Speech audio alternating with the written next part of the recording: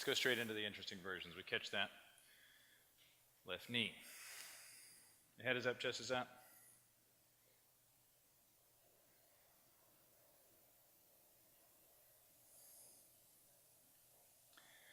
I'm curious, how much of your eyesight are you using if you had to label a percentage of it, and how much of your feel?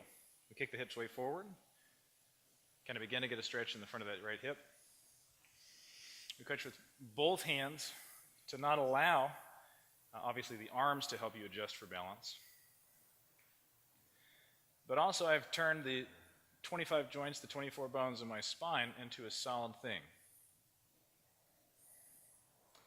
Anybody's gluteals turning on that right hip? Good. So you can get a stronger contraction as you lean the upper body even further back.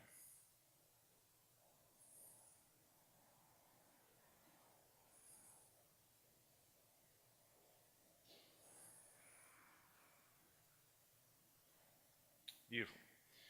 Come back to vertical. We catch this left foot. We pull it in.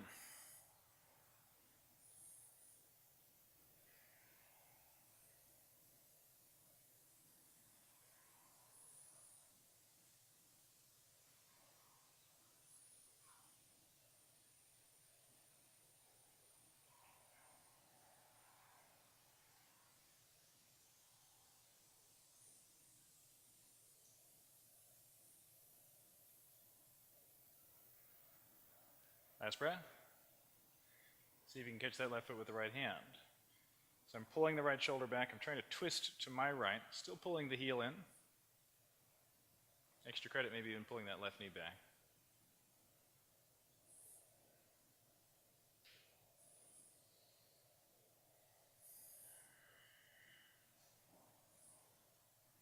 And then begin to turn that left quadriceps on. My foot pushes back.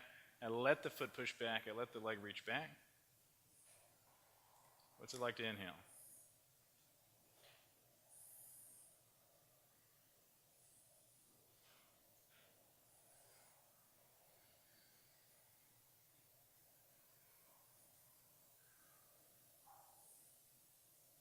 Last breath.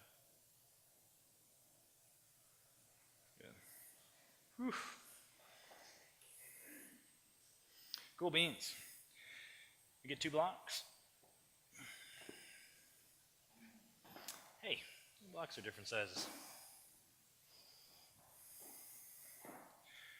Let's get a right calf stretch. Okay. Blocks are too big? So I get as much of the foot as I can on the block. Ideally, I'm getting the sense that the edge of the block is digging into the arch of the foot, and you also get a left calf stretch. That should occur somewhere between a terrible or impossible idea.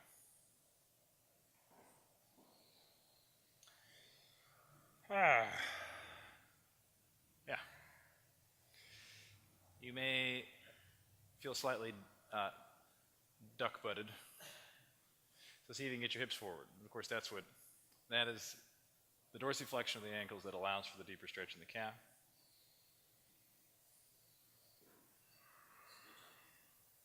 Oh, absolutely. It's very important. I try to train for all skills. Very pertinent skill. Here we go. You take your hands on the shins below your knees. You're probably going to have to bend your knees to do it. That's okay. Arch that chest out. How much weight can I shift forward on the front of the feet? That turns on calves. This will make it a little more entertaining. Can I turn something out of my hips and my back at the same time to push my lower back down as I arch up? Hands up.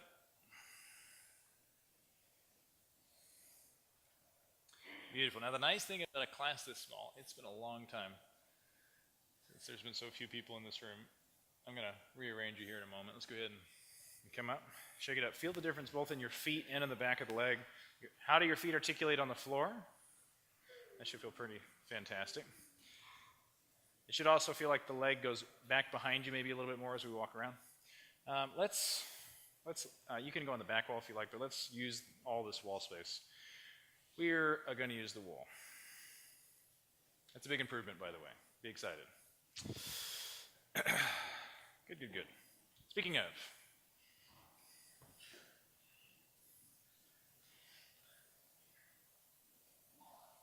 nothing fancy.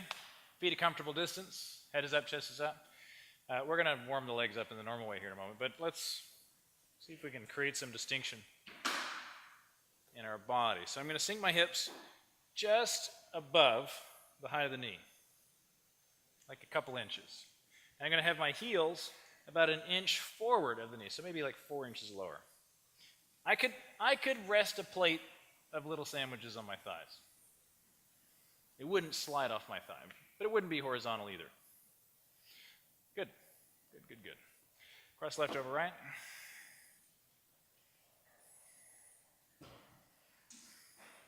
You have to take that right foot on the center line of the mat.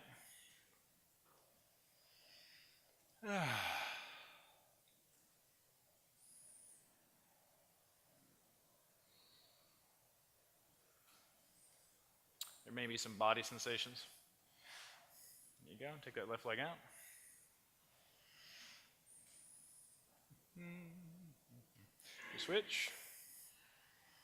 It's fresh. Feels good by comparison.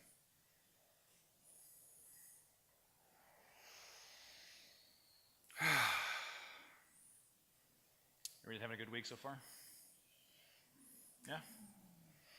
Sorry about what's going to happen to the rest of your week, by the way.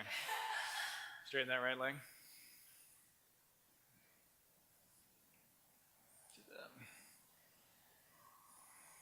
Good. Back to 2 feet. Should feel easy by comparison. So now, let's take the feet just a little bit wider than your hips. And can I fit me in between the thighs? And we arch that chest out.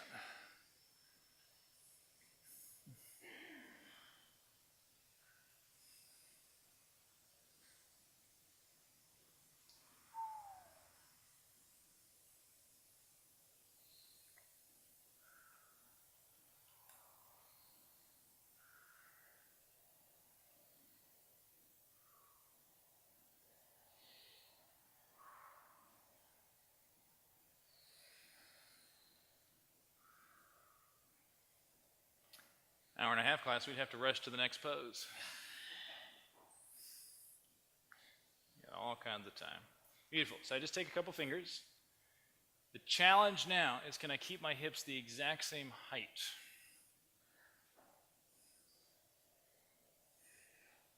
Unfortunately, you had to lengthen your quads a little bit to get your weight over your feet. That's why this is suckier. So, breathe.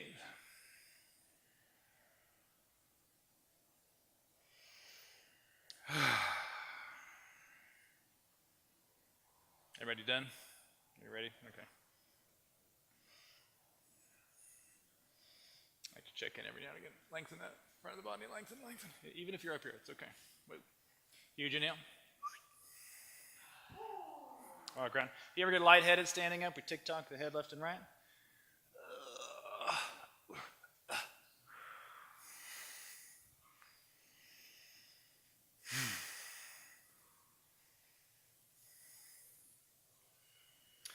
Cool beans.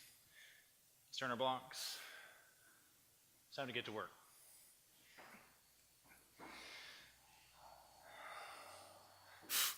Oh, we're going to use the wall. We're going to use the... I can get in the middle if you want to be closer to me, so I can see the details of your...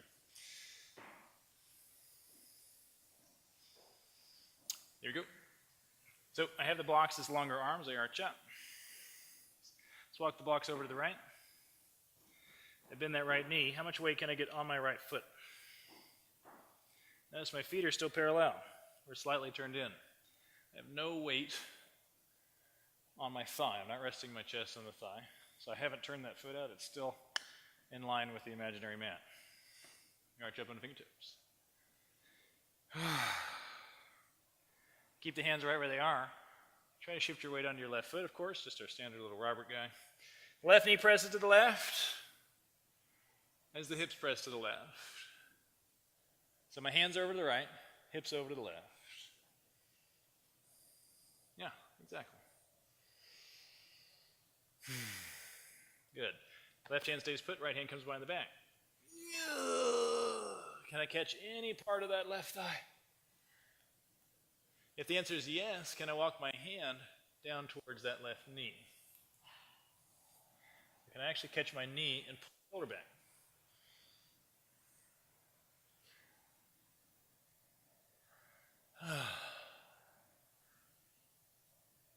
Beautiful. Box over to the left. Keep that left knee bent. Wider's not better, by the way. So I got weight over on that left foot best I can. Crush that heel into the floor. You arch up on the fingertips.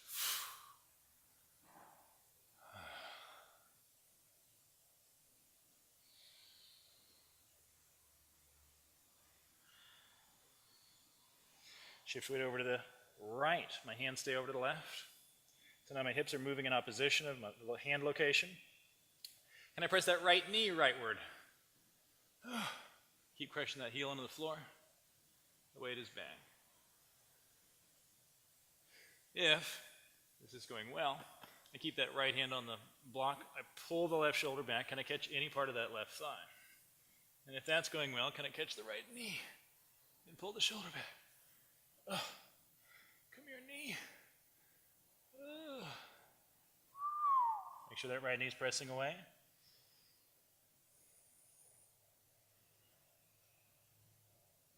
Outstanding. Leave the blocks over to the side. You can take the hands on the floor. Give your hips a little break.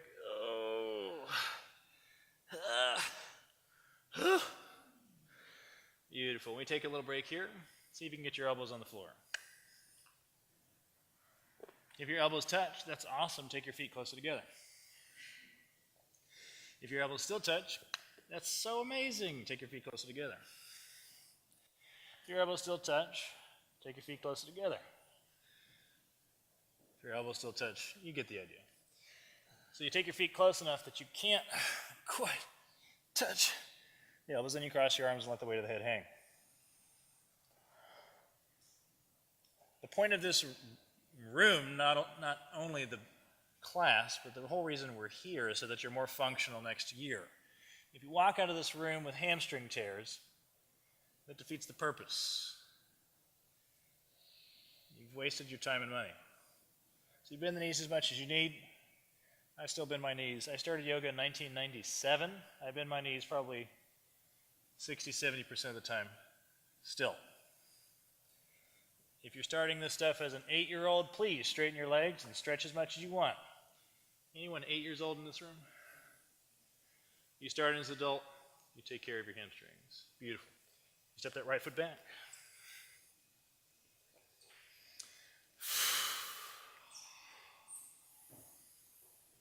So now I'm going to lunge with my right heel on the wall. Wiggle your left foot forwardish so that with my hips as low as they can be, that heel is in front of the knee. If I drew a plumb line down from the knee, that's where the heel is forward of. We give this plenty of time. We're starting to open this guy out. So hips forward. Yeah, exactly. Now wiggle the foot forward. Beautiful. You straighten that back leg. You take that right foot, left knee height on the wall. Now, everybody take a gander at that white kickboard that's there. See how sharp that edge is? That can expose the bones in your foot if you so desire today. Could be your lucky day. Could also break some bones in your foot. Do not let your right foot slide uncontrolled into that as we arch up on the fingertips. My right foot is the same height as my left knee. And my hips are along that same plane. So the hips are still low. Left knee's bent, which means you probably need to take your left foot just a little forwarder. Yeah, wiggle it forward. Especially if it feels like your foot's going to slip. Wiggle that foot towards me, just like 2 or 3 more inches. Exactly. And you feel how that puts a little bit more pressure. We're trying to keep good leverage. Go ahead and pick your hands up. You guys got toes? What's going on with your toes? Both of you are like, man, my left foot. Hips stay low. Upper body comes up to vertical. Keep that back leg nice and straight. Isn't that nice? It's nice, yeah? So I'm turning quads on. Anybody feel right gluteals? We've already done this. Remember, we were just standing on that foot, same thing. Here we go. Weather vane. We're going to balance. Left knee still bent, right leg's high. Are you inhaling?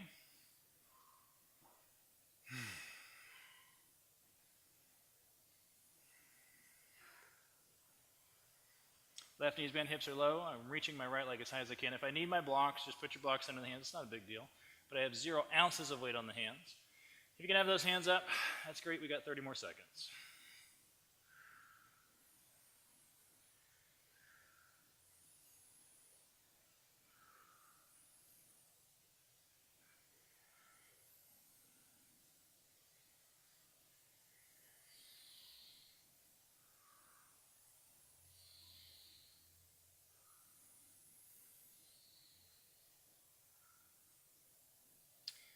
And we balance up to standing, walk around.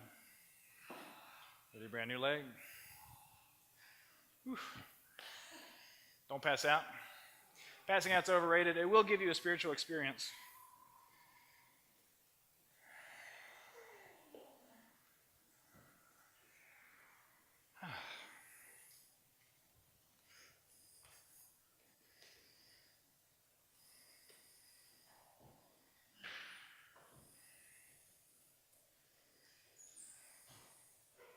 This is the second side. Can you feel it?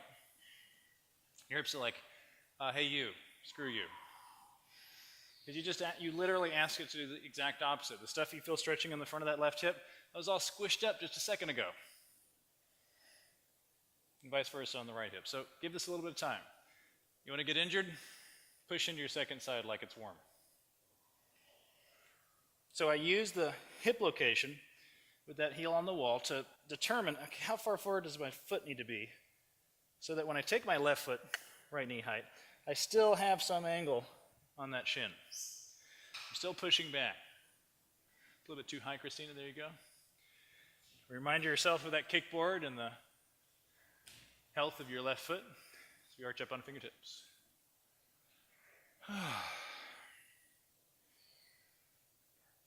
Begin playing with pushing that foot into the wall. What has to contract to crush that left heel into the wall? We arch up, pick the hands up.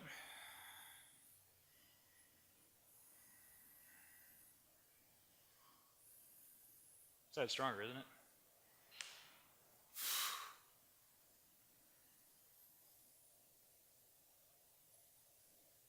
Chest up. Sink your hips, bring your body up to vertical.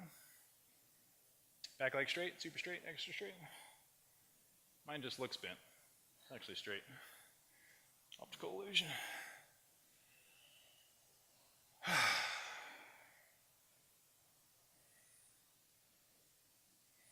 had a pretty good weekend.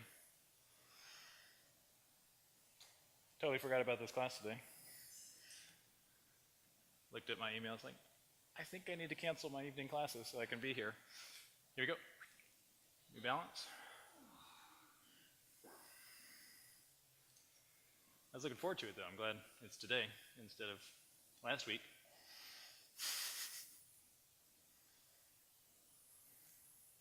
So I'm not resting my ribs on the thigh. I can use the block, my hands on the floor if I need for balance. If you can have your hands up, you make the ankle do the work. I feel my left gluteal pulling the left leg up as I arch the chest up.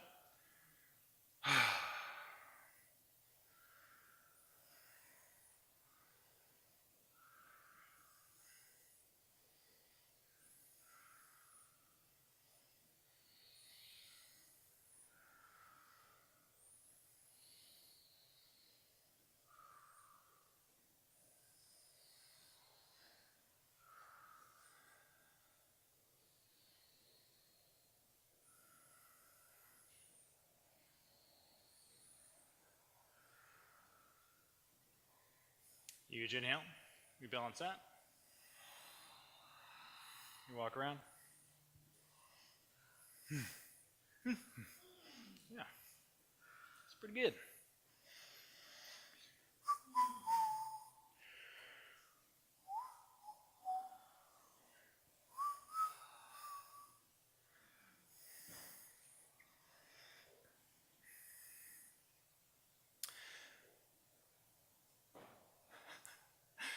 Here we go.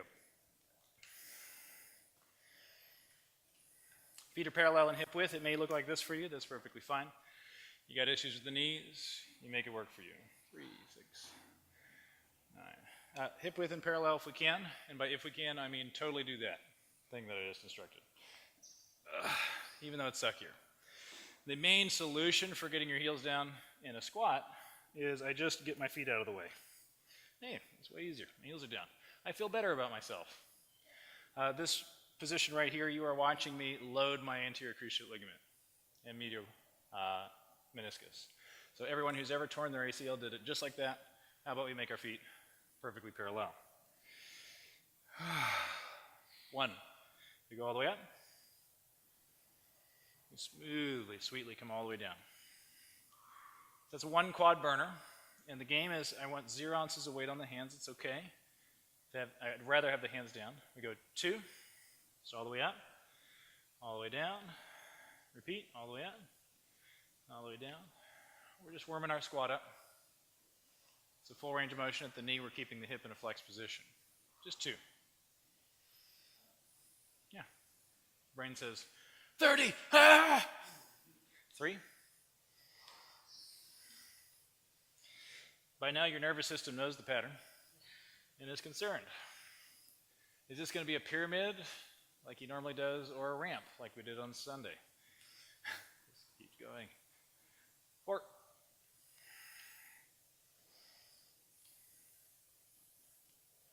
I'm interested in the quality of your movement.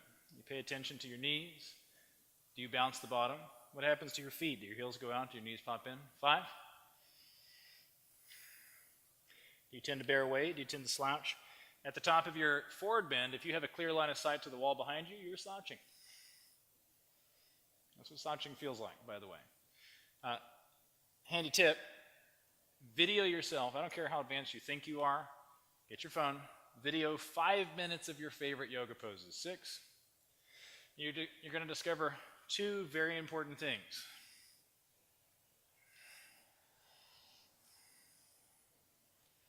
The first one is you're going to be horrified at how terrible you look.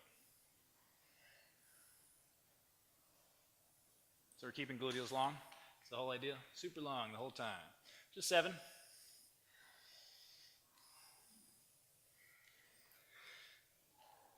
In particular, you slouch. You slouch in every pose. You're looking at yourself. Oh, yeah. You're feeling your body. You look just like this. Oh, yeah. This is what a 90-year-old looks like, and this is what a herniated disc looks like. Your job is to fight. 8.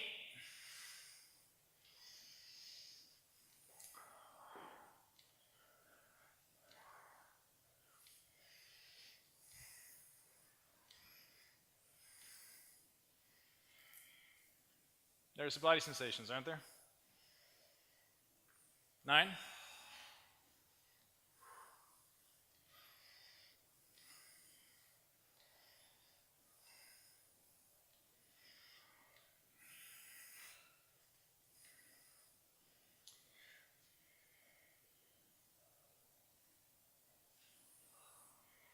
Ten.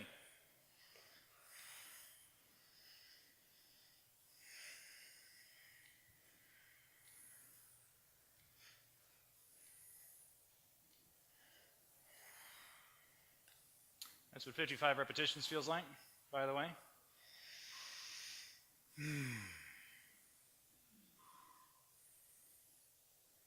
Can you recover? Can you recover with your quads still long? Can I catch this knees arch out? Anyone have tension in their face? The stress, this is a stressful class. Everything we're going to do today is stressful. And when stress hormones flow in your blood, there's a reaction. And your access to something different today is breathing. Beautiful. Coming to our standing forward bend, thank goodness. Oh, it should feel awesome. Now, one of the reasons you can't feel your hamstrings as much is because the pain in your quads is so loud. But also, you've also permanently changed the strength balance between the flexors and the extensors of the knee.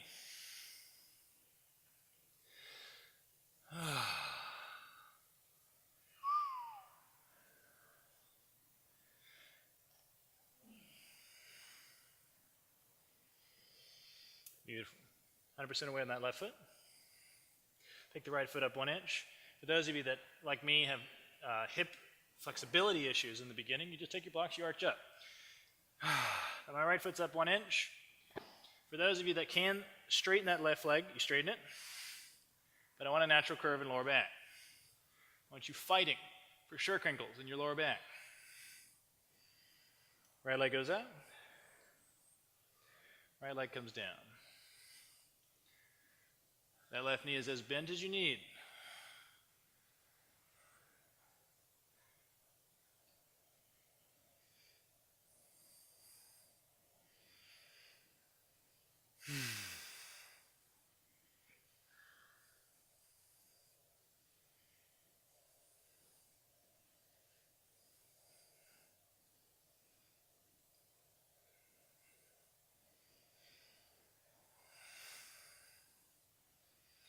Beautiful.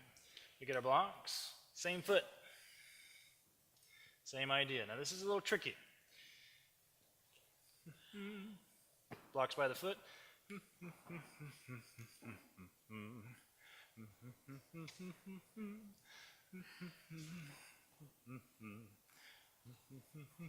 Here's what you're probably going to look like. And the foot's not going to go through. It's because you're a normal human being. If you can, keep that leg straight. Reach it through. Go into your little squatty guy. Keep your heel down if you can. Leg comes up. If you have no idea what I'm talking about, just do some stuff and breathe. Question, what happened to that left knee? It fell in, didn't it? Push it out. Last one. Nice, brother. Nice. Aren't mats annoying? Your heel gets caught. Ugh. And we press up. Beautiful. Get rid of the box. Over on that right leg.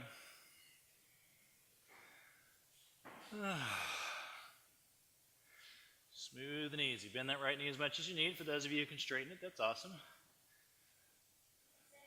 Second leg. Second side.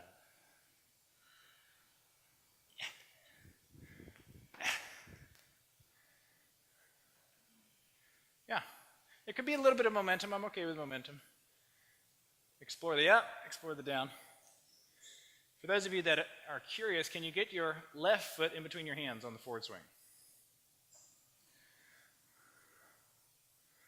There you go.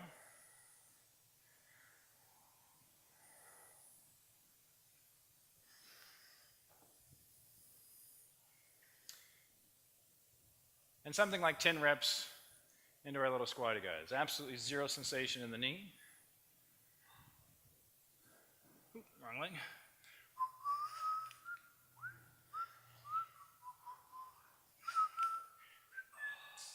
It's more fun without the blocks, by the way.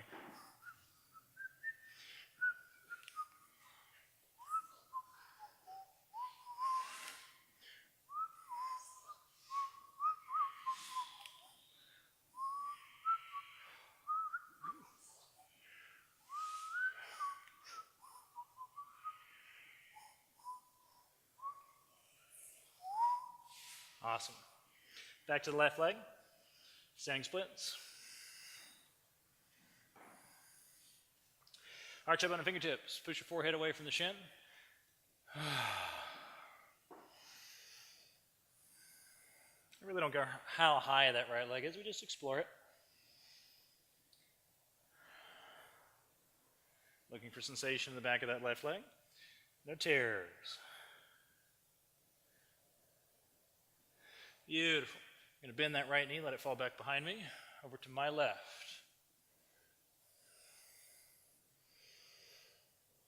And keep reaching that right knee up.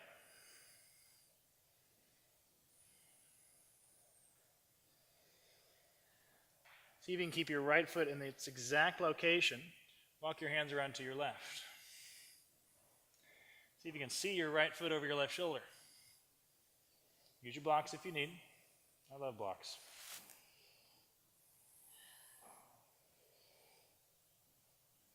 Beautiful. Keep your foot exactly where it is. Walk your hands straight forward on your mat. Keep your left foot, keep that right foot over to the left. So the knee is high, the foot's still over to the left. And stretch of the calves.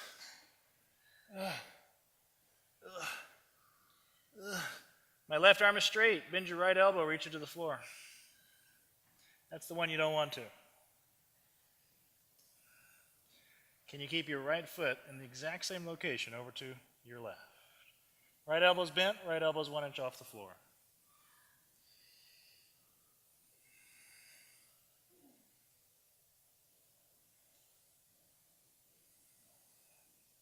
Beautiful. Walk hands back. We switch.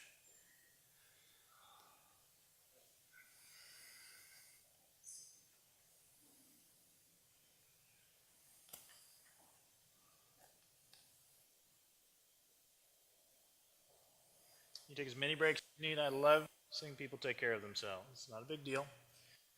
You don't get any yoga credits for doing this class as instructed. Always arching that chest up.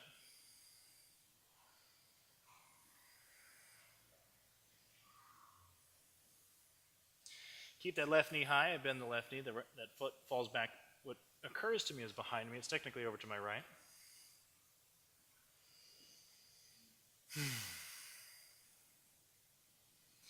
With the foot still over to my right, I walk my hands over to the right.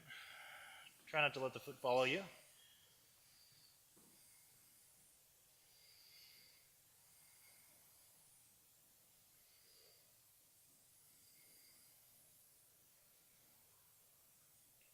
Beautiful.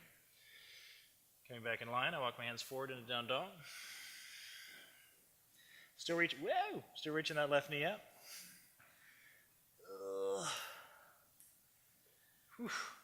What's it going to take to keep your right arm straight? Left elbow 1 inch off the floor, please.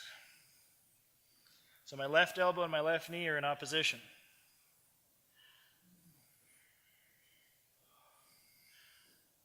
Just an inch off the floor.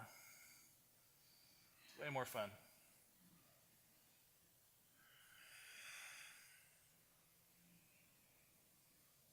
Beautiful. 2 feet in a down dog.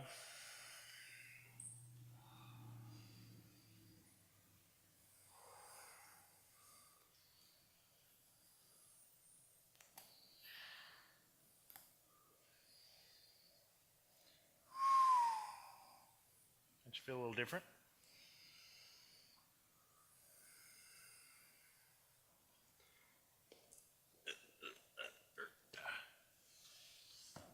Outstanding. Let's begin to warm those shoulders up. I step my feet hip height on the wall. My feet are below the quarter round. Arms are straight. Can I roll my shoulders away from the ears?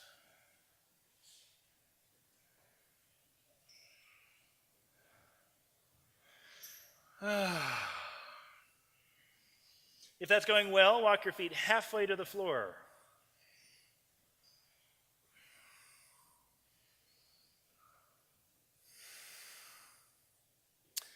Leg is, of course, straight. Walk your feet halfway to the floor again. See if you can get your feet 1 inch above the kickboard. You don't get to touch the kickboard. That's easy. Yeah, don't do that. Good. Take your right leg up. You can take breaks, by the way. So my right leg comes into front splits. See if you can keep that left leg nice and straight. It's easier to stick the foot. So you go only as low as you can until that point when you can't control the slide. Especially if you got slippy feet. That's a condition, slippy feet.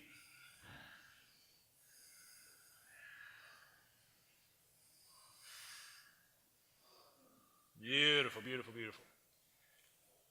Touch those knees down. Whew. Yeah. Check out the neck, all that tension out of the neck. All right, let's do an experiment. So a few of you, when you do your standing poses, your knees are bent. When you do your arm poses, your elbows are bent. So let's do an experiment. Very simple idea. No. Okay.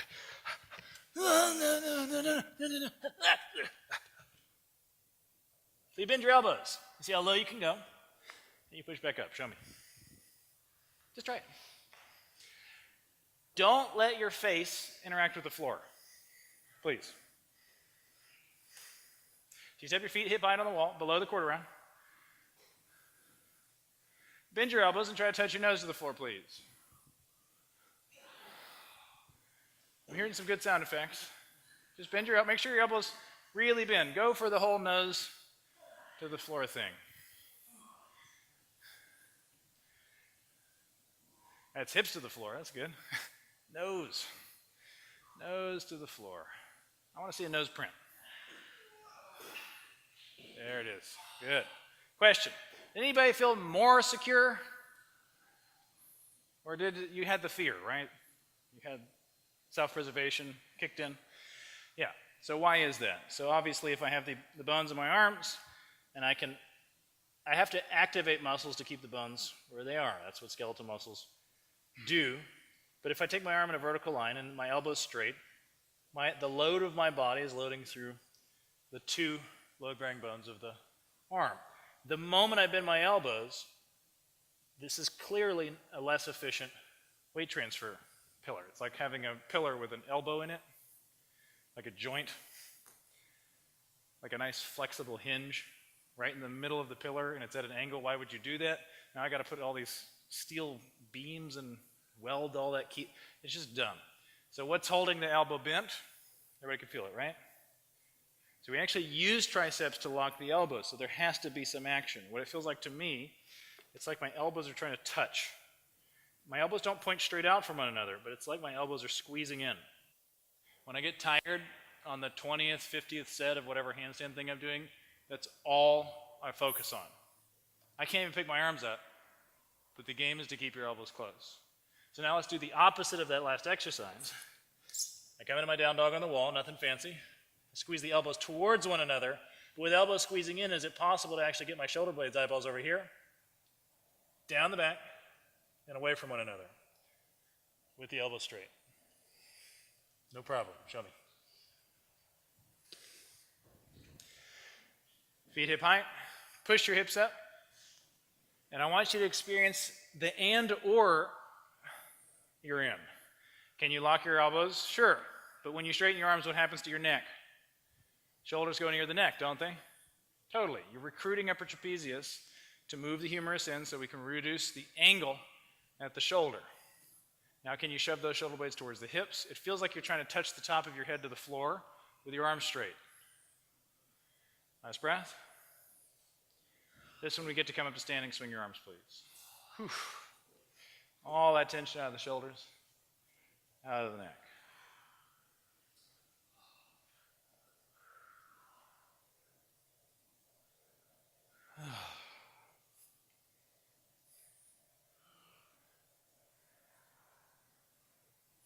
Beautiful. If you'd be so kind, show me what happens when you kick one foot up, facing the wall. See if you can get up. Hands are reasonably close distance to the wall. If you can't get up, just kick a few times and see what happens.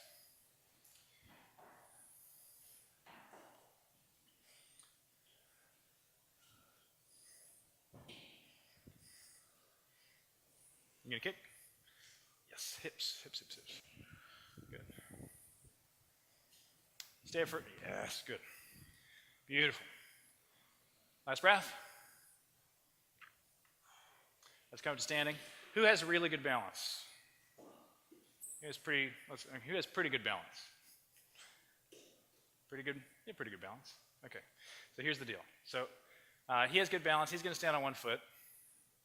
The foot actually doesn't matter. Okay, good. And I'm going to push him high. Now, if I'm nice, he can adapt to that. If I'm a little less nice, I didn't actually push him. That's called anticipation. He could probably recover from that. But I don't care how good a balancer you are. I push your hips, you're out. You go where your butt goes. I don't know if you knew that. So when you jump, if you're thinking about your feet, that's why you're not getting up. The only thing you need to think about, if you want to get up and over your hands, is can I get my butt up and over my hands? That is the whole question. So when I kick a leg, this leg is, I get to use the extra weight, the extra energy of the momentum of my heavy old leg to pull my butt to the wall. I am up. There's no way I cannot be up if my butt's back here. So try that and see if it's a little more efficient. A few of you are getting a little close to the wall. That's a very specific process. Let's start with fingertips 6 inches off the wall. You're going to feel this in the wrists because you have wrists. Just see if we're still swinging fine the leg, and notice if you get up a little more efficiently. Butt to the wall. Boom. Yes. Ooh, whoa, whoa, whoa. Pick a leg. See how both went up? So you swung your right leg, but then the left leg came up too. So I reach one leg up and let that one touch first. And let that one be the one that pulls your butt up. Exactly. Swing. Boom. Yes. Feel the difference? Yep. All the way. Hips. Yes. Much better. Beautiful, beautiful, beautiful. All right, for those of you who haven't gotten up easily, go ahead and everybody make a fist. We flex the wrist, we roll the wrists, keep the fist. For those of you who haven't gotten up easy, here's the thing. I started very inflexible and weak and overweight. I learned all this stuff in this practice. And then years later, in training people how to do handstands, I wondered, why am I so good at this? What is it about me that I can jump up and I measure my reps in hundreds rather than tens? And it occurred to me that I've done this a long time, yes, but it's actually, I've done this tens of thousands of times. That jump, it's in the tens of thousands. If you do 100 reps tonight, and you did that 5 nights a week, that's 500 reps a week times 52. That's a lot of repetitions in a year. And that's going to be the difference between you and the person next to you who can't get up in their handstand. There is nothing genetic about this, other than that men are predisposed to have a little bit more upper body strength. But that also is accompanied by inflexibility, which is a hindrance in our handstands. Okay, so we got that. Now let's play a little bit. I'm going to take my fingertips 2 inches off the wall. I'm going to try to get up. And here's the game. I want my heels on the wall, I want my butt on the wall, and I want my head and shoulders off the wall. And then you get curious. You ask yourself, self, with my arms straight, can I slide my butt a little bit lower by pushing my head and chest away from the wall? Show me. Whoa! Enthusiasm. Here's the sound in your head when you should jump. Ah! Yes. Look at that. Nice. Yes. Hips. Hips. Where the butt goes, you go. Yes. Feel the difference? So good. Beautiful, beautiful. Anyone feel like their life is threatened the moment their chest goes forward? I know what you're thinking.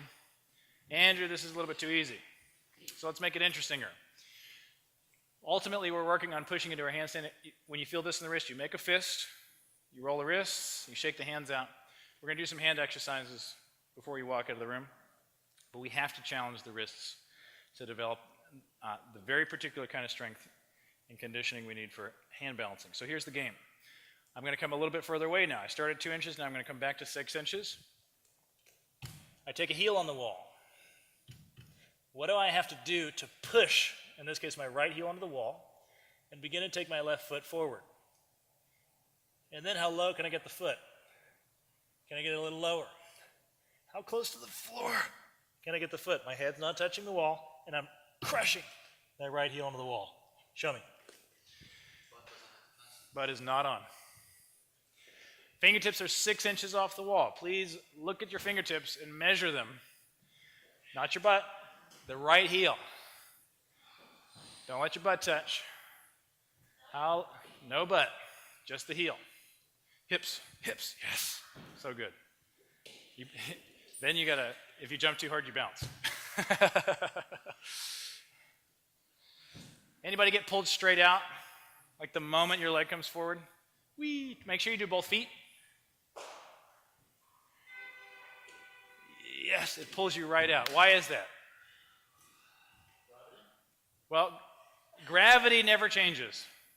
So gravity is never an acceptable answer. Right? Well, so there's some mechanics, but who gets... So Christina, try it again. Everybody's watching you. Good. She's got a heel. Now she's got a good back bend. Now what happened when her foot got too low? Did you see it? It pulled the heaviest part of her body away from the wall. Now, what you're experiencing is shoulders forward means hips back.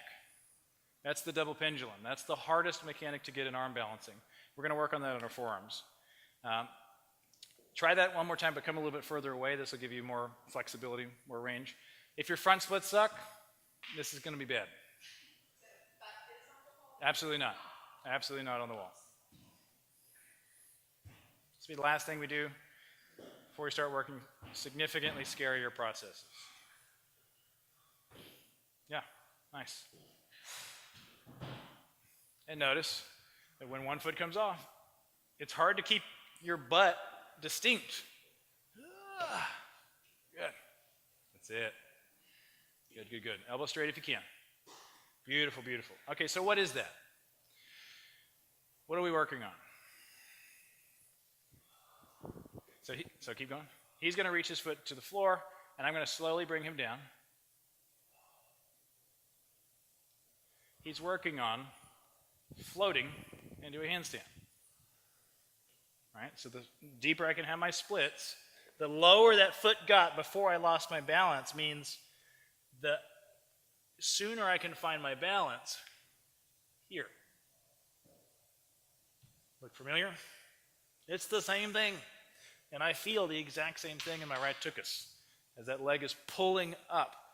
But it's not the leg that's doing the moving. Right?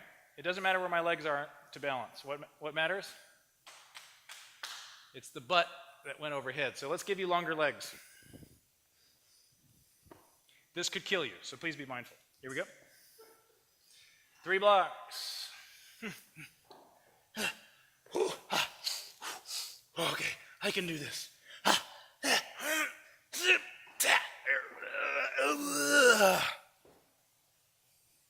When you come down, you don't come down on the block. You come down next to the block, then you put your other foot on the block. Then you get up. Then you come down, you put your other foot on the block. You reach into your front splits. You lighten the foot. And you come up. Try it. 3 blocks is very unstable.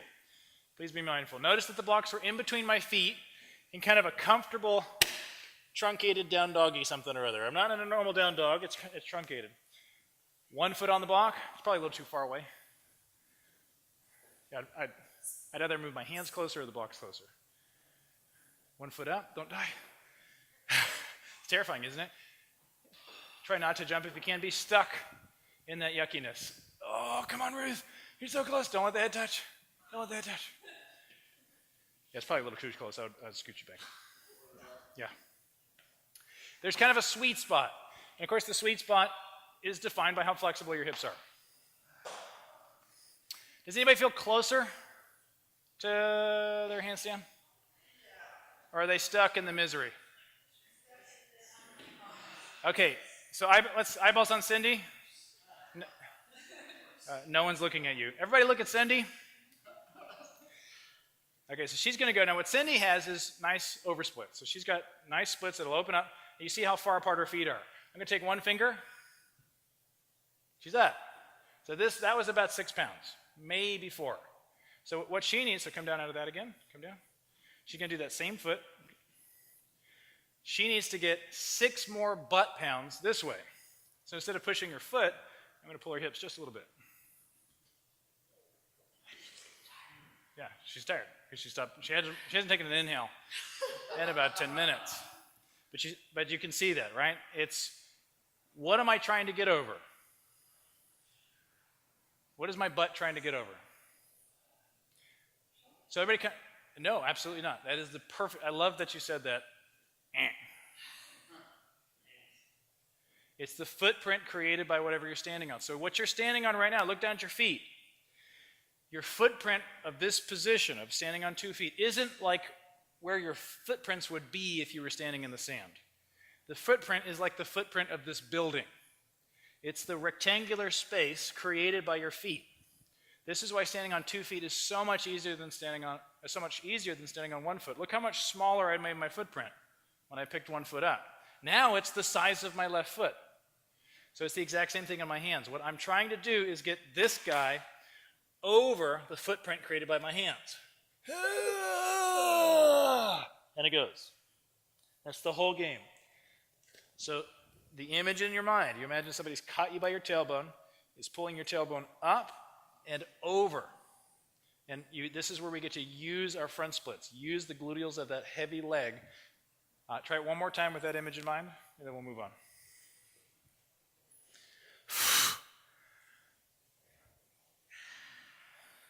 Don't pull a Cindy and hold your breath.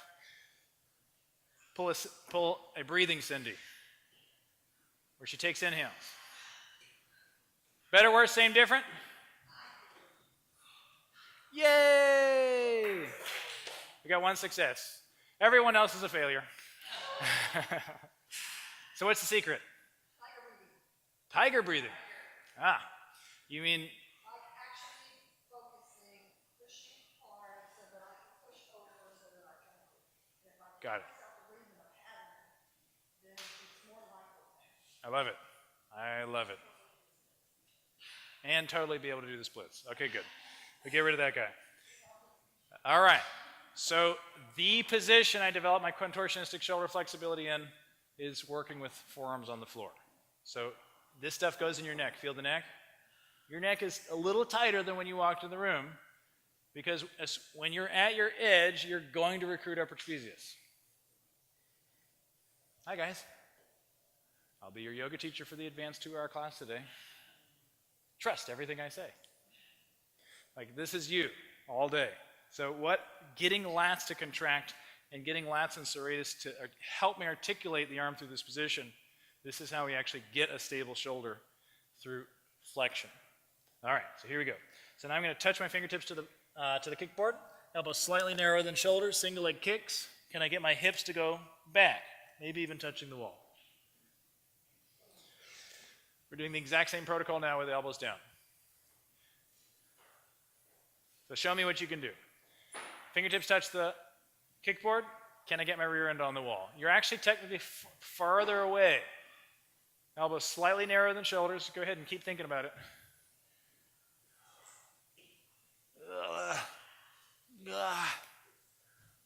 Hips. Hips. Yeah. You sort of have to trust your elbows a little bit. Anybody's elbows sliding apart? Anybody's hands sliding together? What is that? What is this? Everybody come out? Especially if you've taken my teacher training. What is this called? Close. You had a 50% chance. Yeah. This is internal rotation. So, it's good. What you do is you go, this is internal rotation, rotation, internal rotation. So, okay, so the easiest way to remember internal versus external, if I stuck an acupuncture needle on the outside of your arm, if I roll it towards me, that's internal. If it rolls away, that's external. We're talking about the shoulder joint. This is a little complicated. We're only going to stick to the rotation of the shoulder joint. So if you take your right arm up and then take your hand in and your elbow out, that's internal rotation through flexion. So this is easy. You're actually much more flexible this way. Now if you keep taking your arm back with that elbow pointing out, this is how everyone who's ever dislocated the shoulder did it. So don't ever do that. Don't even practice it. So stop it. Right? So, but that looks familiar to some of you.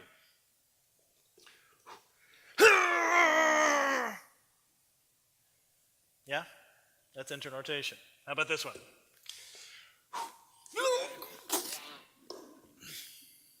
That's internal rotation. Let's load your entire body weight in internal rotation through flexion, how everyone who's ever dislocated their shoulder did it. So we fight for this. So here's what I want you to feel. You take that right arm one more time, just one more time, then never do it again. Internal rotation, poke your armpit, sorry if it's a little moist, and see if you can find your shoulder joint. Just touch it, just one finger, and it should sort of feel like, ugh. Like Does anybody have the sensation that you really don't want to be poking too hard in there? Yeah, that's because there's two big blood vessels in a nerve bundle that are right there on the surface, right under the skin. Good. Now take your elbow forward. Try to find that same tender spot. There's a bunch of meat in the way now. You actually just took mostly latissimus dorsi, but also teres minor. This big chunk of meat right here is now keeping that sensitive spot. That's actually the weak link at the shoulder. That's why it dislocates through that line. Your job, we start slightly narrow. Look at your elbows. Everybody listen for a moment. That's a lot of play. So you have all this play in the skin of your elbows. So you start a little bit too narrow, then roll your skin out till the skin locks, maybe an inch narrower than your shoulders. Then with the hands flat, I use my hands to help me keep that parallel position. Then we kick up. Show me. See if you can get your hips on the wall.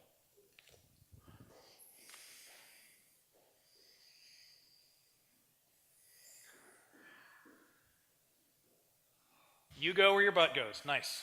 So much better. Slightly narrow. Anybody feel weird with it? It feels like it's too narrow, doesn't it? Just a little bit.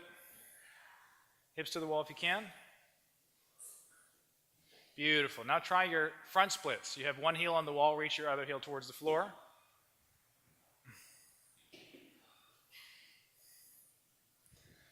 Or fall straight out. Right? How low can you get that foot? Come on. Oh, it's so close. And not fall out.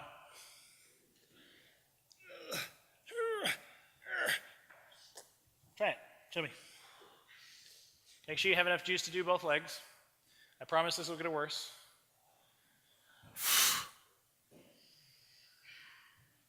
If you're tired, it's okay. We have less than an hour left.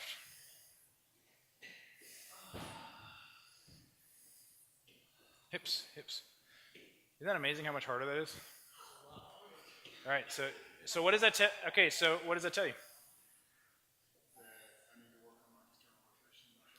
External rotation through flexion. So it's getting your arms up. So this is the dude problem. Every single one of us in this room has limitations in your shoulders. But the dude problem is I have lots of strength. I just can't get it in this position. So you're actually fighting yourself with your strength. You had a question?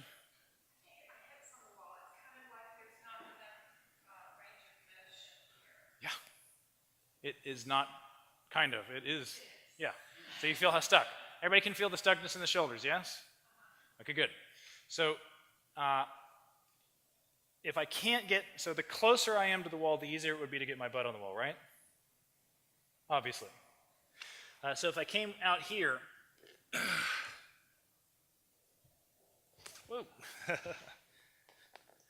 What is that? Is that spine?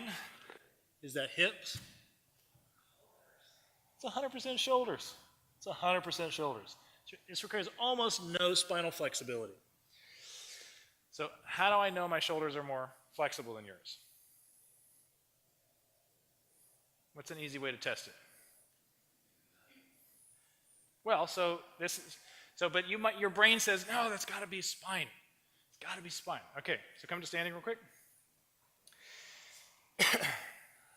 There's two ways to test it. You take your arms up. Watch me for a moment. I'm going to have my arms up, touch my knees to the wall.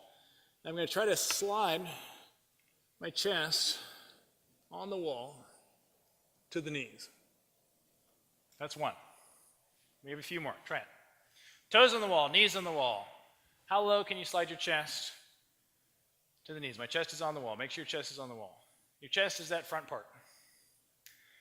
You stopped early, didn't you? Absolutely. So here's the other piece. We turn around, we take our butt on the wall.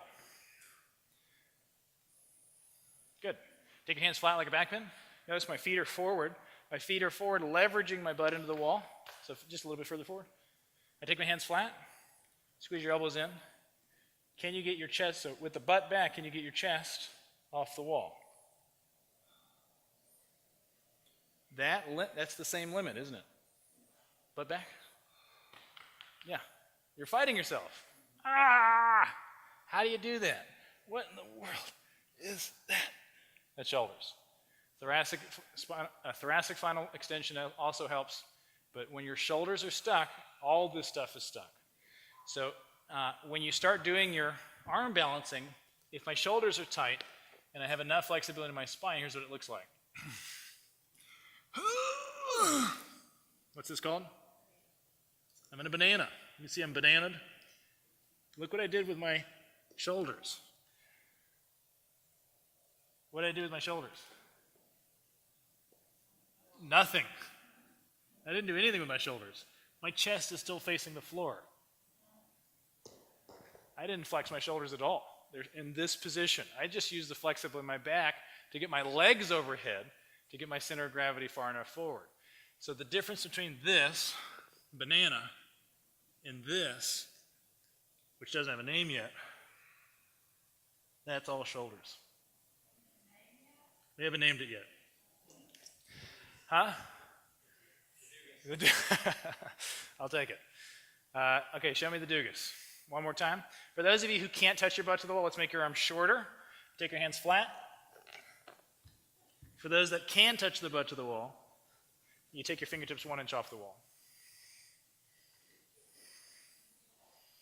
If you haven't gotten up yet, you work on getting up.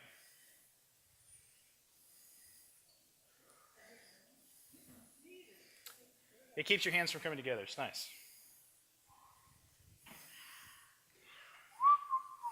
And chest forward. Butt back, chest forward. How do you do both? Squeeze those elbows in. That's it. Andrew, I like this. I like this a lot. But is there a way that we can really work on our back bends? Because our time is running short, and I want to be able to really develop this stuff well. So we get our 3 blocks. Eyeballs over here. If you notice how my blocks are stacked, I have one up against the kickboard, and the rest are up against the wall. This is a solid position. I align myself perfectly with the blocks. If you can't figure out the choreography, that's okay. One leg kicks over, touches the wall. The foot that was on the floor reaches, boop, touches the block. We kick out. It's the whole game. These are single leg dips into our back bend. If that's easy, you get rid of 1, 2, or all 3 of your blocks. 5 on each leg. If you haven't gotten up yet, what do you work on? You just work on kicking. I'm telling you, this is a numbers game. Anyone who tells you perfect practice makes perfect forgot how sucky they were at everything when they were 2.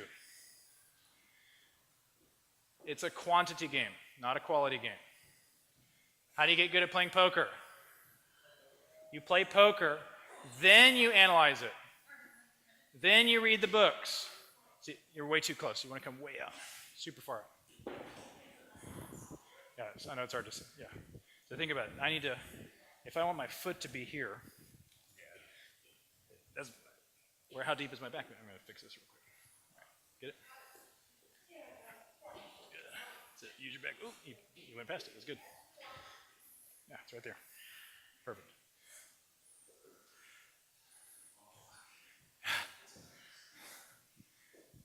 Beautiful. Beautiful, beautiful. Good, good. Keep going. I'm going to pull these out a little bit. There we go. And you don't need any of this tension in your neck. You just relax your head. Because we want to just keep it in the shoulders. I know. Okay. How do you make this more interesting? Here's your game. Is anybody afraid? Is the fear coming up at all? Okay, everybody's fearless. But everybody notice that you sort of have to guesstimate how close to get to touch the block. Once we get rid of all the blocks, once we know we can touch the floor, we play a different game. And the game is, how close to the wall can I get my hands?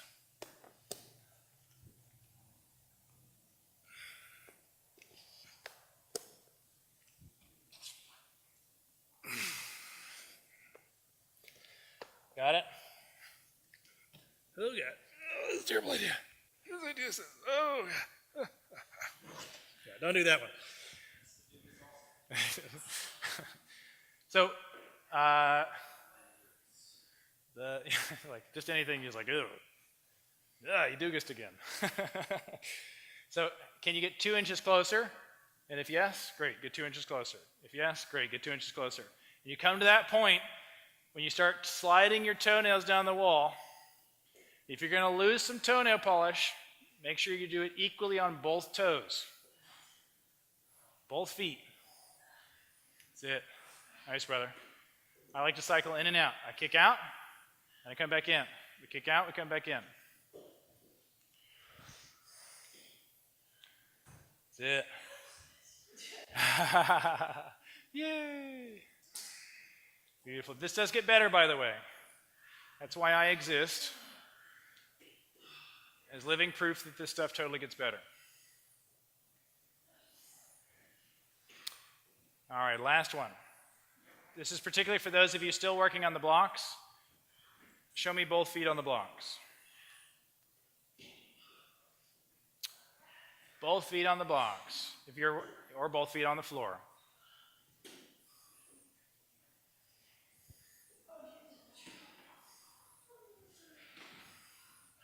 So then the other way we work to get this is we do exactly what we did in down dog. Coming to elbows down dog on the wall. Feet hip height. This way I can actually get full body weight on the shoulders to get that ready.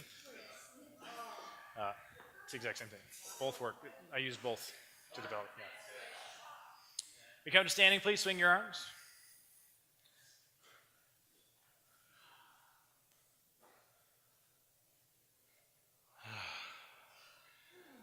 Andrew, that's nice.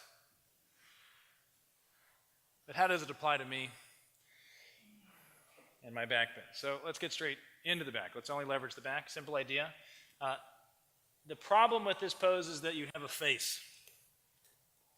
So you got to move your face out of the way.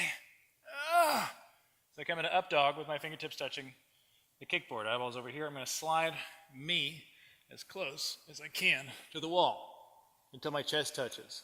Can you see that my face is an issue? So you're probably going to have to turn to the side. If this is going well, I bend my elbow, see if I can rest my chest and pelvis on the chest on the wall, pelvis on the floor. If I can, take the arms up. If I can't, take your chest off the wall. Show me. So we come into up dog, fingertips touch the kickboard. This only looks like it's going to kill you. And it only feels like you're going to die. Beautiful. Now slide as close to the wall as you can, and notice your face is an issue. So you get as close as you can. Get your hips close. Close, close, close. You might even come on to fingertips if you need to.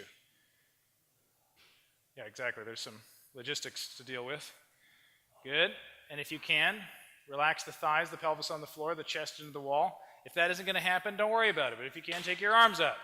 This is lumbar back bend. We are leveraging through the lumbar spine. Now, see if with your arms up, you can take your chest off the wall. You're actually pulling yourself up. That should feel like you're never going to recover from it. We come out of that. That was the easy one. You want to do the hard one?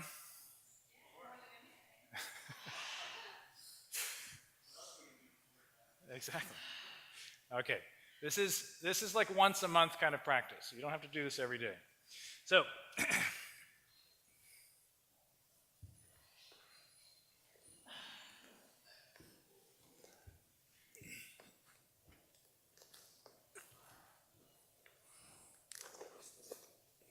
same thing.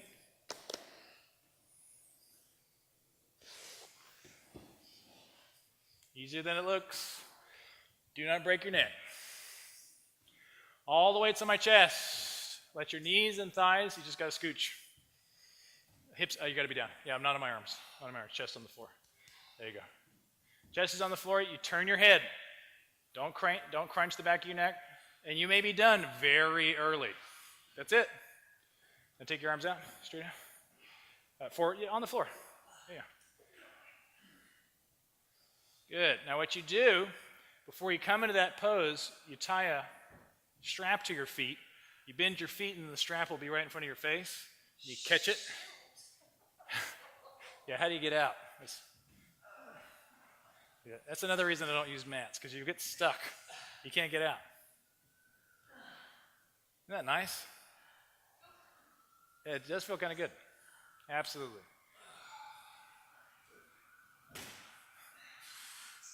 Okay, good. Let's do last little back bend. I want to get close enough to the wall that I can touch the wall for camel. I recommend doubling up your mat, creating a little pad for the knees. Here we go. I take my right hand on the heel. I have a little twist. My left hand comes over. Put the left hand on the wall. Nothing fancy. Yeah, isn't that nice? Now in this position, can you squeeze your butt cheeks? My right hand's on the right heel. My left hand's on the wall, best I can. If this is stuck, that's because you're a normal human being. And the thing about being a normal human being coming to a yoga class, it's very easy to come out of that, switch sides, to convince yourself that you're abnormal. So in the normal population, contortionistically flexible people are probably 0.05%. For yoga teachers, it's like 40%. So super flexible people gravitate to yoga classes. Do not compare yourself to the person next to you. Let this process open up over time. You pay attention to your sensations. So we do that second side. Left hand on the left heel, right hand on the wall. Push, squeeze your butt cheeks. You're at a state fair. You've had one too many fried things. You're about to have a crisis. The porta potty is a good 100 yards away. That's how much I want you squeezing your butt cheeks. Okay? I'm talking serious butt cheek squeezing. 2 hands. Push.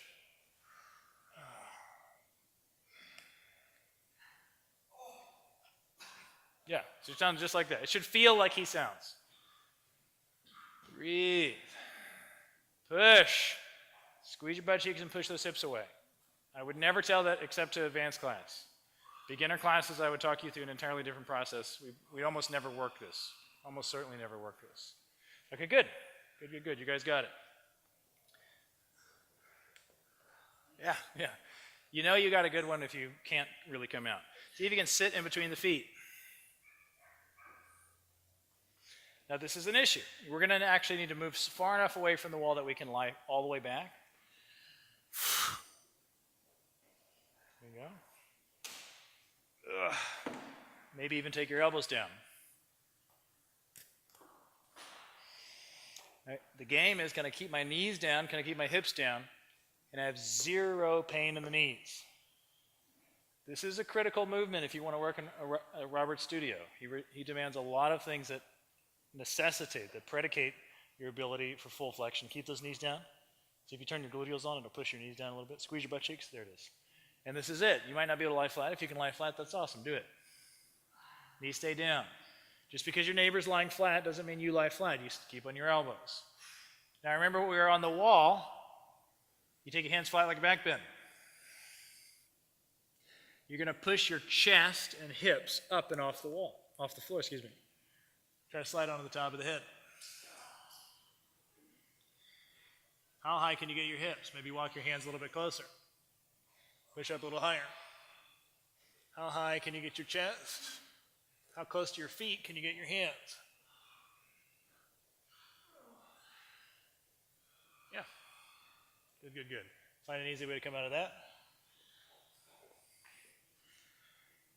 So this is where, I do not have contortionistic hip flexibility or spinal flexibility. I'm actually more flexible in my upper lumbar, lower thoracic spine than I am my lower back, the L3-4. So if I can get over the hump, the game with back bends, so arches from the floor, the higher you are, the more efficient you are. So if I can get my hips higher, look how far back my arms are. Most of that is from my shoulders. So then I take my hands closer. Eventually, you can actually catch the feet and push off the feet. One more time.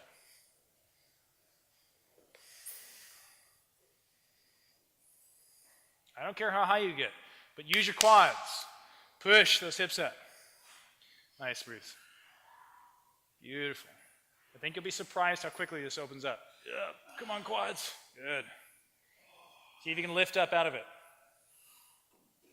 Up, lift up, reach one arm forward. Can you lift up and, good. That's just, yeah, okay, good. Let's come under our belly. We're almost done. I mean, we could do another hour. Already here.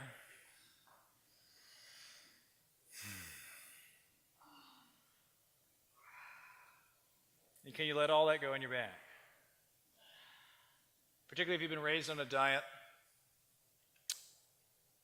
of tailbone tucking and back flattening and lots of shoulder stands, pose, counter pose. It'll feel like you want to stretch your back after deep, particularly leveraged back bends, like we used the wall to leverage them just now. I invite you to, like a poison chalice.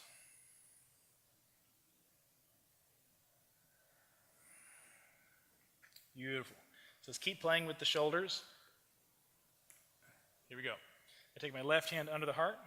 We straighten that arm sort of in an up dog. I'm going to bend my right knee and catch. No big deal. So my right hand catches the right. You got it? Yeah. If it's too much, I can come down and just take this elbow down. It's okay. I can work just like this. It's not a big deal. We can still work on the shoulder if it's too much on the back for whatever reason. In this position, I'm trying to get my pelvis on the floor. Good. Now here's the game with your right shoulder. Remember what I said about dislocating your shoulder? I'm going to catch the pinky toe side of that foot.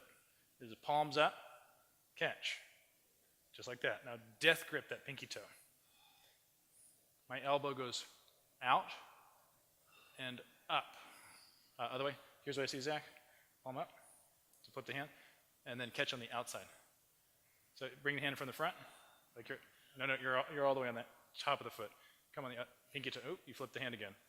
Look at my hand. Take it out in front of you. Now bring it and catch just the pinky toe side, just like that. If it ain't awkward, you ain't doing it. Now you death grip it. Now bring the elbow up. That's the game. Yeah. Anybody feel close? So close? Yeah. That's exactly right. So we don't need to do this. There's nothing fancy to this. But if we make your arms longer, good. Same foot. It's the same catch. Palms face up. Is terrible. He brings the elbow out towards me. That's in. Out towards me. Slacken up on it. Slide it out. Elbow comes in. That's the whole game. He just made his arm longer. Great. Now he can use his back bend to get the foot up. I don't really care about that, but there is something special about linking the hand to the foot. It causes a circuit. We do it a lot on the front of our body. We do it sometimes on the back of the body. This is the craziest one. Because I'm in extended positions, I'm in flexed positions in the shoulder and extended in the hip in both positions. Second side. I couldn't do any of this. When I first started yoga, I committed to it. I did 3 hours a day every 7 days a week for 6 years. None of this, I couldn't do any of this. It took a long time for me to develop this. Every year it gets better.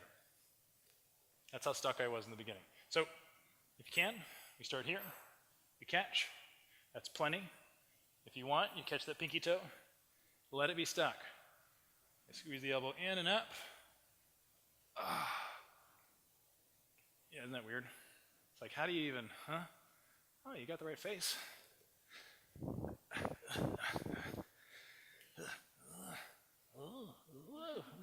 There it is. And the hand comes all the way out here. This is how flexible I am, right here. If I could just get my foot, that'd be settled. We catch both feet. Reach straight back. There's 3 ways to work here. We're going to work 2. So we catch both feet at the same time. So the first one, we keep our knees low. We're going to turn the quads on and push the feet back. That's it.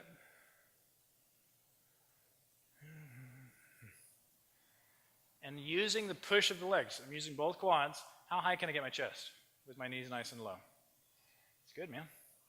Back bend, lower back's opening up, isn't it? Yeah, totally. Anybody's legs feel weak? See if you can keep the knees low if possible. They do not want to stay low.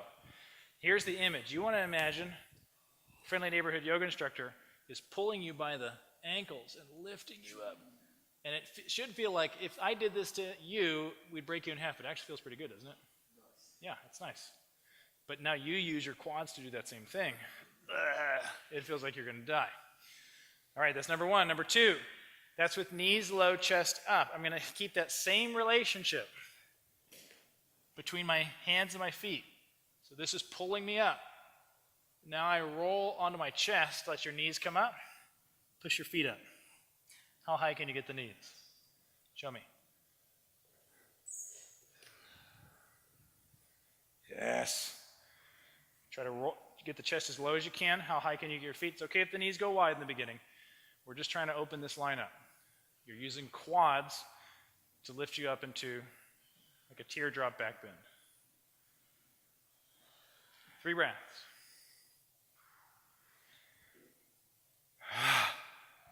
Beautiful, beautiful, beautiful. We come out of that, shake it out. 7 people. You know what that means. Chin up bar. Chin up bar. All right, we come to standing. See if I can get all of your suffering in. I just want to make sure we capture all suffering. So we come to standing. Chin up bar. Now, the thing about this chin up bar, this is Robert sized. So it's too short for most of us. For some of you, it's perfect. There's space for 2, so we're going to actually be pretty quick. So we'll queue up over here, but go ahead and watch the first position. Ain't nothing fancy. We hang, we pick our feet up, and I'm looking for one sensation. Can I get the bottom of my ribs and the top of my pelvic crest? This is what it looks like when my abs are on. Here's what it looks like when my abs turn off. Can I get everything around abdomen to relax? The entire abdominal wall relaxes, including lower back. 3 breaths. So as soon as there's a spot, you go. As you're waiting, you breathe. You might swing your arms, keep the chest up, get all that tension out of your neck. When you come down slow and gentle, no pain in the shoulders when we hang. That's it. If you have any small children at home, what you do is you have them grab you by the waist and hang. It's perfect. There we go. The moment there's a spot, you go. Don't be nice. No Canadian standoffs. Just get in there. No, you. No, you. No, please. Quick. Yeah, we will. We're going to be doing lots of stuff. So we'll just do that once, and it'll be time to work. So anybody know why you swing? Why do you swing when you swing? Well, if you have a running jump, that'll definitely make you swing. No? Why else? Why exactly? So it actually has to do with where your feet are when you lift them up. So if my feet are not under my hands, that has my center behind my hands. When I pick my feet up, I swing. So and the swing, particularly if you have weak grip strength, every time you swing, it's leveraging your hand off the bar, which is good for me. It'll make it harder. That's good. Here we go. Now, question. Can I come from this position to this position to this position? Less than 90 degrees? It's going to be more than 90 degree lock off. 3 breaths. The answer is nah. Just do the best you can. First, shoulders down, then arch up, then bend your elbows. Right there, stay. Tilt your head back, bend your elbows. Up. Right there, stay. Good. Yeah. Ooh, shoulder okay? Yeah, arch up, legs hang. Legs hang. Breathe. Your face is going to explode. There you go. This is terrible. If you don't do a lot of rock climbing, you don't do a lot of hanging, that's it. Right there. Now, stay right there. Squeeze your elbows in. Good, brother. At 160 pounds, I was doing 2-finger one-arm pull-ups. This makes this stuff a little bit easier. Everybody's gone? Everybody's gone. Okay, good. Good, good. So at 195, no one-arm pull-ups. Turns out it's a lot harder. Okay, so a lot of you actually reflexively did this because the moment I bend my elbow, here, quick question. What muscle bent your elbow? Triceps actually extends your elbow. Yeah. So all for biceps? It's it's a trick question if I'm asking it. So here's the question: if I do pull-ups, what main muscle is strengthened by pull-ups? It's lats. Lats. Look about. This entire movement right here is lats, and it's only once you start getting past the elbow do I lose mechanical leverage on lats, and I can use my biceps. Biceps is maybe 20% of the issue. And so one of the ways you actually leverage lats better is you arch up. That's shortened lats, that loaded lats. We're going to actually do that. But for those of you that do this, that pull your knees up. So this is just more of this. And if you want to be a wrestler, that's great. But these guys can't walk when they're 40. Rather, they walk like this. So here's the game. I start with my feet back. I try to arch up. Once I'm up, see if I can get into this elbows position. I'm going to help your head. You're going to try to get your head as far back as possible. Try to look at the floor behind you. Don't let your feet go forward. Quick. Arch up. Look at the floor. Look at the floor. Arch up. Push into my hand. Push in my hand. Arch up. Now look at the floor behind you. Yeah. Let's stay right there. Breathe. Fight it. Yes. That was already better. Good. You got it. You're going to be sore tomorrow. It's going to be so good. Don't let your legs go forward. Feet back. Legs back. Look at the floor behind you. Floor behind you. That. Feel your back turn on? That's it. That's it. Yeah. I'm getting a good workout on this right now. That's it. Breathe. Breathe. Feet back. Feet back. Down. Look at the floor behind you. Arch up. Arch up. Feel that? Yep. Nice, brother. So I had 3 dislocated ribs when I first started doing yoga. This is the movement that put them back in. I didn't actually have a chin-up bar, so I was rock climbing a lot, so I had a little sill. You just catch it, arch up. Beautiful, beautiful, beautiful. You get to repeat that if that's hard. For those of you that have some strength, very simple idea. Touch, relax. Touch, relax. Show me. Knees to elbows. You either repeat the last one, arch up. As long as you feel the back, that's perfect. 3 breaths. Good, good, good, good. So this is from this locked off position. Locked off, elbows bent, knees to elbows. Good. Good. Breathe. There's a spot. Quick, quick, quick. That's it. Touch my knees, touch my hands. That, good. Touch my hands. Good. All right, consider breathing. Yeah, that's right. Just consider it. Good. Excellent. The harder you hit, the more you're just going to bruise your knees. So, excellent, excellent, excellent. So we have 2 options now.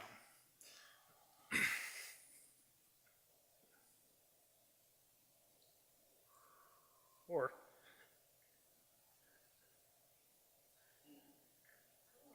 show me. Yeah. That's it. So I can either come up bent, walk out and lower. We do the eccentric lower. Or you take your legs, you take your feet just over the bar.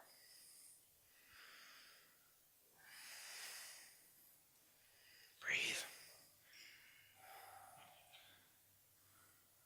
Leg straight the whole way. Lock the knees. Lock the knees. There it is. Breathe. Good. It's very important you don't think about it.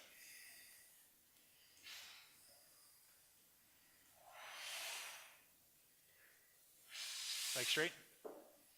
So it's either knees to elbows and then straighten and lower. And then, ouch. Metal will win. Straighten and then keep them straight lower. Keep them straight on the way down. Lock them out. Good, now keep them straight on the way up. That's your game. Question. 3 things are now involved. We already know lats. Everybody felt hip flexors? What was the last one?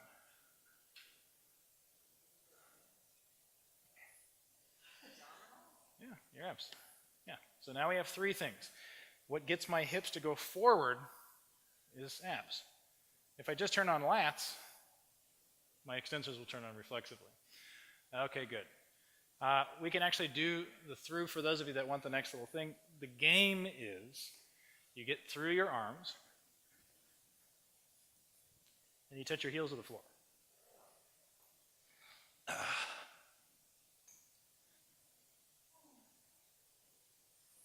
Okay, there's plenty of room. Come on over here. You're on the wrong way. This will be the last one. There's a lot of fun stuff we could do. Actually, I lied. We'll do one more to actually get lats and serratus.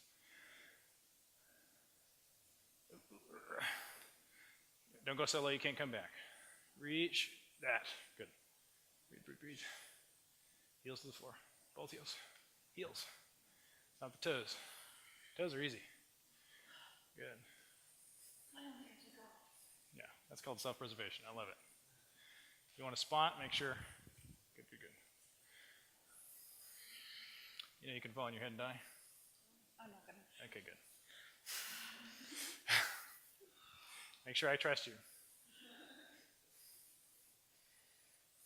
Straighten your legs.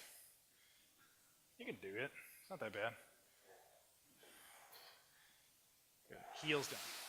Good. Okay. That's it. I think you'll be pleasantly surprised how quickly this gets easy. All right. Last one. Behold. There's only 2 variations. Whichever hand is facing back, whichever hand is facing forward, that's the direction I twist. The game is, can I squeeze my elbows in, keep my elbows bent, and not untwist? If you like, you can walk off and then twist. If you haven't felt serratus today, you actually might feel serratus and pecs. Quick. All right, so you're going to be twisting towards me. Arch up, and then twist. Stay right there. And then you do both direction. Yeah.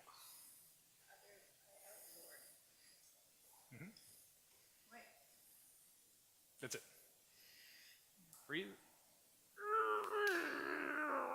Stay right there. Don't come down. Good job. Hands a little narrow. How do you twist?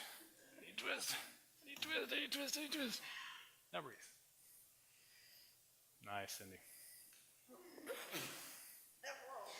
Now, before you walk out of this room, Sorry, just seems like a lump. there you go. Squeeze your elbow. Now I twisted you the wrong way. Sorry. Good. So we're going to be turning this way? Good. Good workout today. Bench pressed. Saying this. Okay. Now don't think about this. Try your forearm stand against the wall.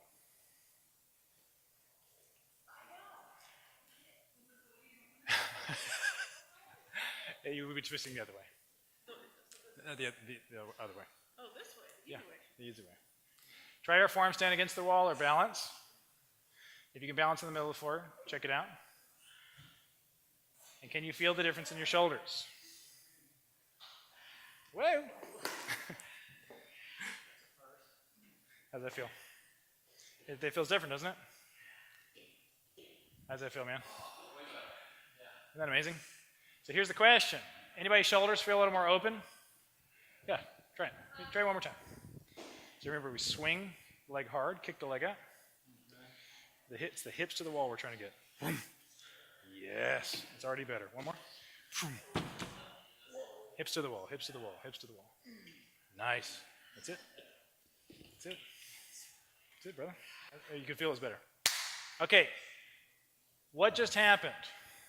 Even in this slightly external rotated position through flexion, even in that position, when you recruit upper trapezius, that's what's internally rotating. Now the question is, what is the antagonist? There are two antagonists to upper trapezius. So there's two opposing muscles, right? So my biceps is the antagonist of triceps and vice versa. For my elbow to bend, I have to turn off triceps and activate biceps. So what's the same analog for upper trapezius? What's the antithesis, or what's the antagonist to upper trapezius? It's actually serratus and lats. You just hung all of your body weight off of latissimus dorsi. So when you went up, your shoulder didn't want to ride up because you have neurologically turned off upper trapezius for the last 10 minutes. And that's how we get our shoulders more open. Beautiful, beautiful. Let's have a seat on a block. Just like that. We got two more things to do. Get comfy.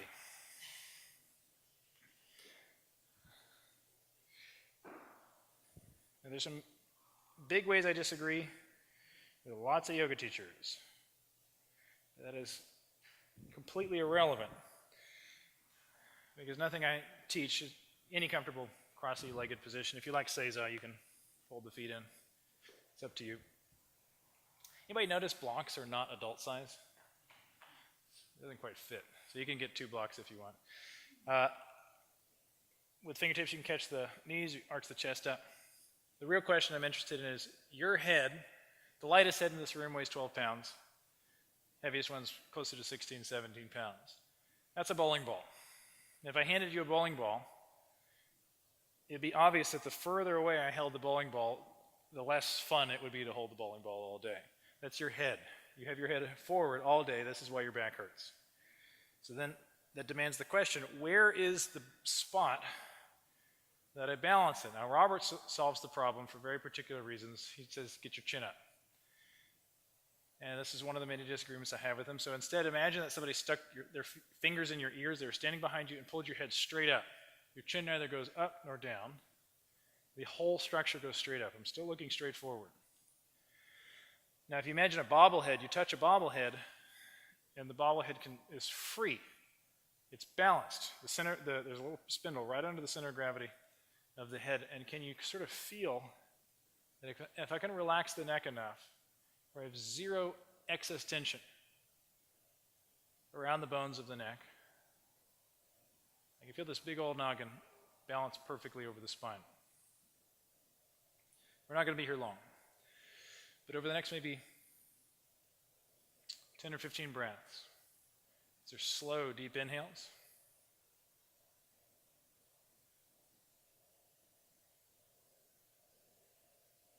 Can we continue to keep that head balanced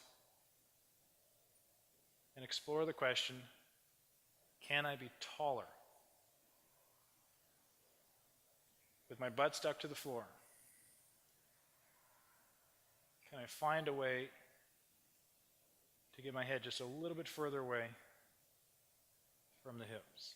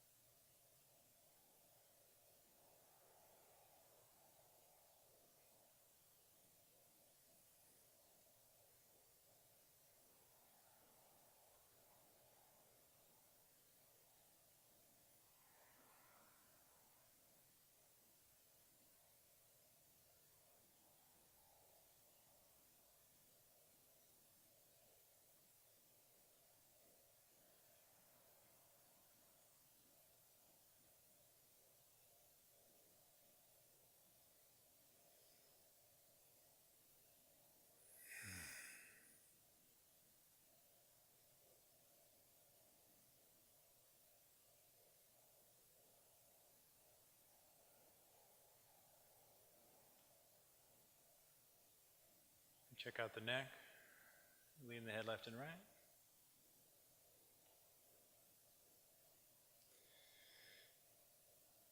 So if you ever heard the term traditional yoga, normally just that means from India. If you go to India, every town, yoga means a different thing and is taught in a different way. And mostly they are not talking about physical postures.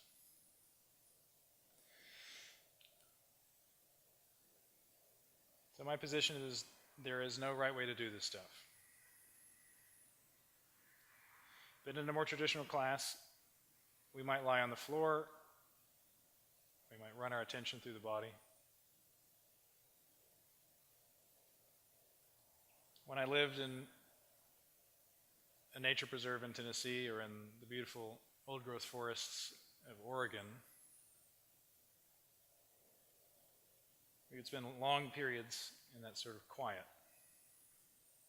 It's nice. But I'm not particularly interested if you can be relaxed next to a 900-year-old tree in Oregon. That's easy. I'm interested, can you relax while sitting in traffic on a way to an evening yoga class coming from Memorial City? I'm interested, can you take deep breaths and have to deal with your life? So sitting is a nice way to explore that. Let's come to standing. Last little thing. First of all, again, see how tall you can be. The head pushes up. You might even catch your own skull, pull the head up. If I can push in just the right way, my hands are pushing straight up. They're trying to straighten. I'm looking for that sound as your head comes off. You keep the sense that the head is pulling up, not let the weight of your arms hang. If you're comfortable balancing with your eyes closed, see if you can balance with your eyes closed. Imagine you're lying on the floor and put yourself through the process of relaxation. So you feel the weight of your arms hang, the head reaches up, totally relaxing those arms, relaxing the face.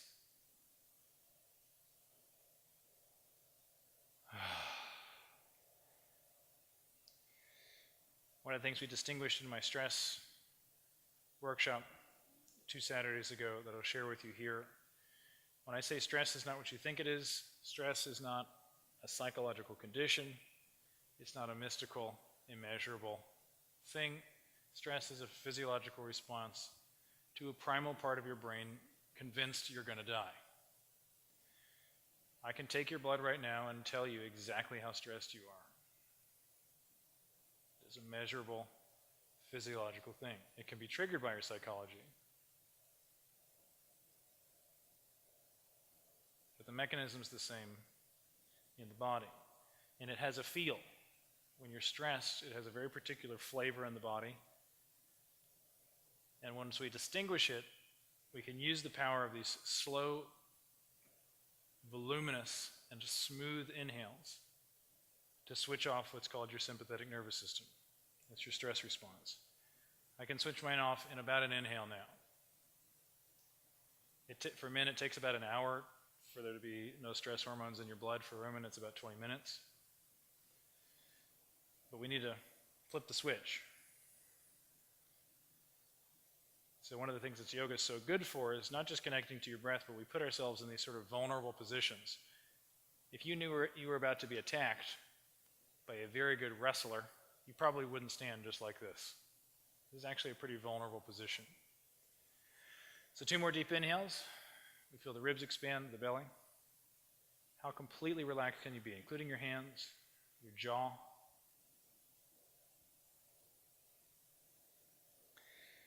And cast your mind over the class. So we've been here a while. You've had to listen to me talk for a while. And was there something that we did that was hard, that felt edgy for you, like maybe you've done it before in the past and you couldn't do it today? Maybe it's something you're excited about developing and you want to practice it, but today it was hard for you. And I want you to imagine doing that thing, but with this relaxed body, without tensing a single muscle fiber, in your jaw, in your forehead, in your hands. And your face should be so relaxed, it's almost like you can't open your eyes. And if you be so kind, don't hold your breath. Keep these nice, smooth, deep inhales. We come back to the room and try that pose.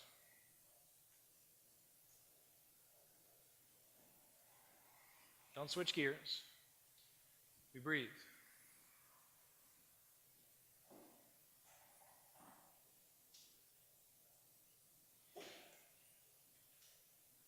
Relax. Relax, relax, relax. Jumping too hard. Come on. Hips. Jump your hips. Hips forward. Hips forward. Hips. There you go. Feel the difference? Hips. How'd that feel? You come out of that? How's that, Ruth? So here's the counterintuitive thing. You've been in this room 2 hours doing hard yoga. You should be exhausted. You're stronger when you're relaxed.